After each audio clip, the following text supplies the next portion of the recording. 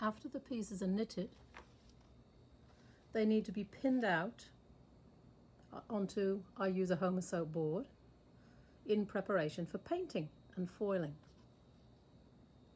I have patterns, paper patterns of my knitting patterns, and I draw a felt pen line onto the Homosoap so you know where to start pinning.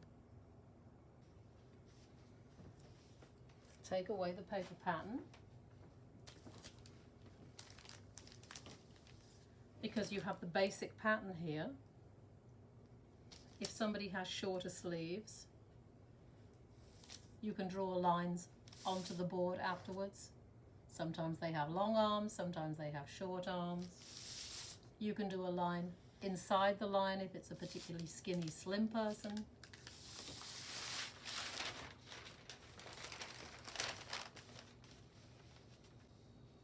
This sleeve that I'm about to pin is for quite a tall Lancelot.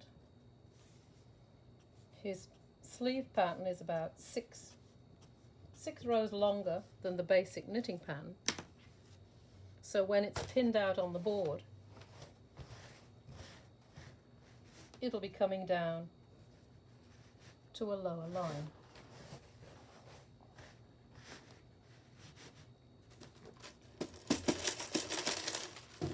I use T-pins to pin these out.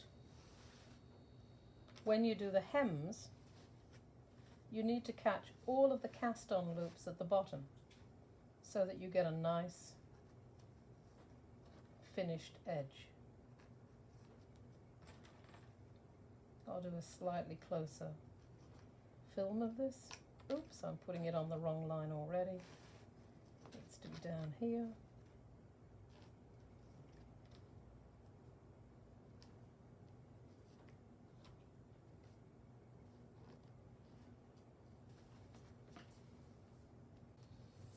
You'll see this little cast on at the beginning that's just like a basic curly shape. You need to catch each one of these loops. You only really need to do this at hems because it keeps it a lot tidier and more finished looking. It also makes it easier if the hem has to be taken up later, because it gives whoever's trying to stitch up the hem a nice orderly line of loops to turn the hem up on.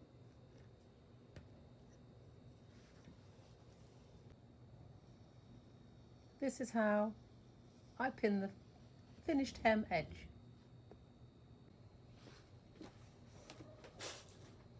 I then go to the top end of the knitting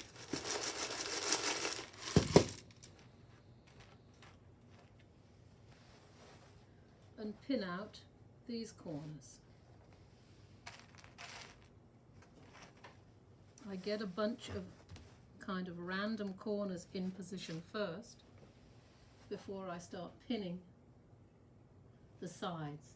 The sides are a little bit of a challenge because there's a lot of curve and a lot of rows to fit into the space, so it's almost like you're easing it in. I know it's an unusual shaped sleeve pattern. When we first did Spamalot, there was very little production time, and there were about 18 complete suits of chainmail to knit, and there was a concern that everybody would see in the sides of the tunics and see there wasn't chainmail there. So I came up with this pattern as a solution to dealing with everything at once, so you don't have to fit the sleeves too much. You don't have to sew knit chainmail sleeves into armholes. You don't have to also knit the body of the chainmail.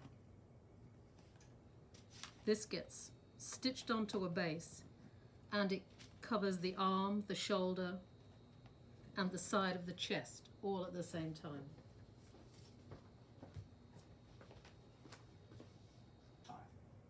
These are the sides where it's a little fiddly to pin out. You need to be sure that the knitting is flat and find loops when you pin that keep the purl side of the knitting up and minimizes the amount of shearing and the size of holes at the sides.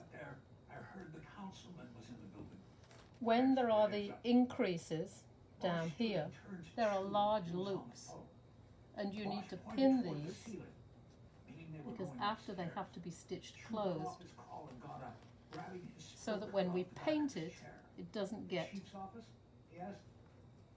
great big holes painted into it.